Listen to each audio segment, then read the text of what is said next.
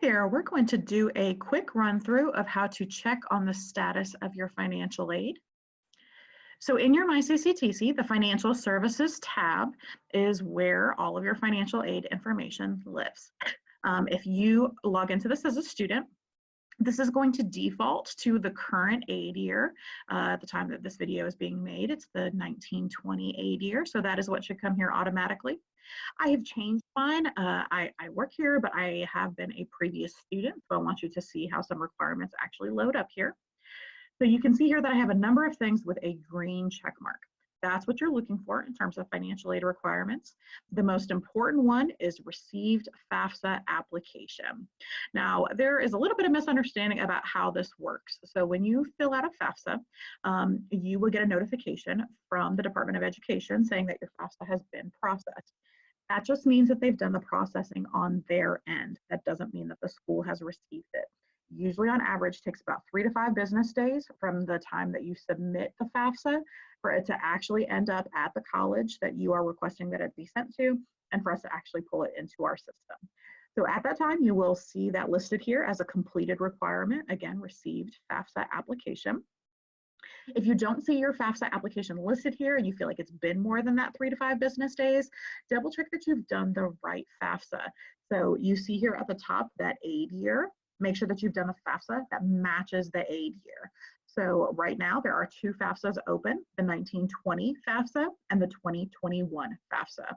So make sure that you are doing the right one. The aid year always matches the school year. So for this aid year that I'm looking at, 2018 to 2019, what that means is fall of 2018 through the summer of 2019. So if you are taking classes anywhere in that time frame, then that's the FAFSA that you would want to complete. Very frequently when somebody doesn't see their FAFSA, it's either because they didn't add it to add us as a school to it for us to receive it, or they've done the wrong aid year. So that is one thing to keep in mind. Financial aid is very limited in the information they can tell you until they have received your FAFSA application. Now, there are going to be some other requirements that are listed. These are going to be totally different. It depends on every student's financial circumstances, the type of aid they are eligible for and apply for. So you might be selected for verification by the Department of Education, so that will be listed here as a requirement. So just always keep an eye on that to see if there's anything that is not a green check mark that might be an indicator of why you don't have financial aid on your account. You can check your academic progress here. So if you're a returning student, maybe for the summer or fall semester, then you can check your academic progress from the last time that you attended. If you see something that says probation, warning, or suspension, then we would recommend that you touch base with financial aid as soon as possible, just so that you can understand exactly what that means for you in terms of receiving financial aid. We can talk about some of those things on UChat in kind of a limited setting through cctech.edu, but you can also email financial aid at finaid@cctech.edu, and a financial aid counselor can respond to that and answer your questions and get you pointed in the right way. The other big thing that I would like to look at today is this My Account section over here in the top left-hand corner. So we get a lot of questions. Why do I have a bill? What does my bill mean? Where is my refund? Has my loan been applied to my account? All of those things. So the first thing that we're going to click on is account balance. And this is going to take just a second to pop up. You're going to see all of the payment deadlines, and you're going to come to a select a term drop-down box. And I'm going to pick, let's just go ahead and pick spring 2020.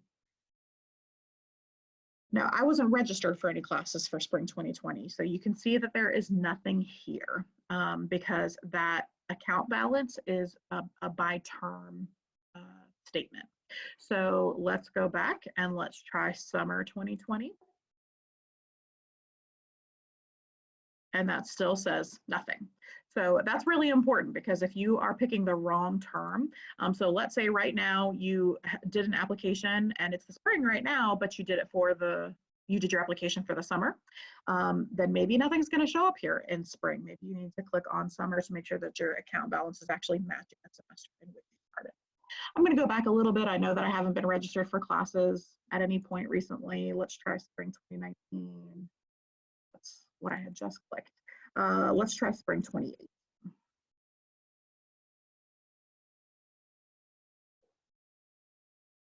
Here we go. So we've got a class here that I was registered for, maybe two. So there's a couple of things that you want to look at. You want to scroll all the way down to the bottom. You can see each individual line item and you can absolutely review those. So there's two different numbers that people get confused on. One is term balance and one is amount you owe for this term.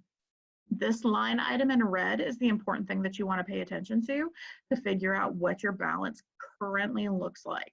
So that amount you owe for this term, you'll see is under financial aid. So you have your balance here, and then you have your financial aid here, and then amount you owe for this term.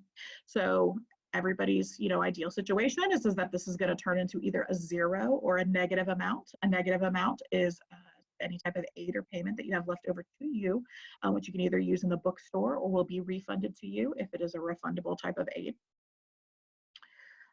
So that's the big number that you want to look at. It'll let you know if your balance is not paid in full, if you need to make a payment or set up a payment plan. Or maybe that amount you owe for this term still matches your term balance and you're not sure what's going on with your financial aid. That's a great conversation starter to, again, hop on our UChat resource on cctech.edu. And to also, again, go back and check those financial aid requirements. Is there a reason why you don't have any financial aid on your account? Are you eligible for financial aid? Do we not have all the paperwork that you need? All that good stuff. So that red line item, amount you owe for this term, is the big thing that you want to pay attention to there. Now we're going to hop over to statement and payment history.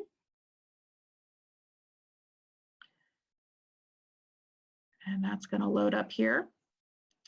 Now, I said that I wasn't registered for any summer classes, but I did actually record a video for course registration, and that is going to reflect here. I dropped the class because I'm not actually taking the class. It was just exercise. So you're going to see both a positive and negative amount here. Most students, your statement history is not going to. But I do have a few line items here. I just didn't want there to be any confusion since I had said that I was not registered for the summer. So I had registered for a class for summer 2020. So you can see the line item here for the technology fee, tuition. You can see the breakdown of each individual charge that you have on your account. You can also see the date that it posted to your account, which is also really helpful if you're trying to figure out why a particular charge is on there. Well, maybe on this date you added a class, maybe on this day you dropped a class. So those dates can be really effective in helping you figure out what's going on with your account. You will also see any financial aid posted to your account come here. So you will see, again, an effective date. But instead of the charge column, you'll see something in this payment column. That means that your financial aid has been dispersed to your account. And you'll be able to see how that has come in. The other thing that you will see here is refunds. So you will see a description that says refund. You'll see a post date and you'll see an amount. This is really important because refunds start to process a few days before they actually reach your account. It does take several days of processing both on the college's end and on your bank's end for that refund to actually reach you to be eligible for spending. But you can track this to see if a refund is indeed in process. So again, you'll see the description for refund and you will see that post date, and that's when that refund has hit your account. And usually within 48 to 72 business hours, you can then expect to see those funds available to you at the bank of your choosing, shortly after that post date. Some banks, there might be a little bit more extended time than that. That just depends on your bank, which is out of our control at that point. So the big things that we want you to keep in mind here: financial aid requirements, checking your academic progress, especially if you are a returning student, account balance, and statement and payment history.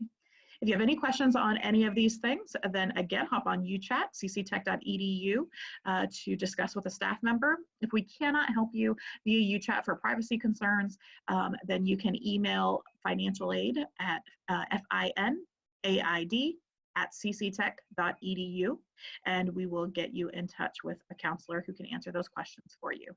Thanks so much for listening.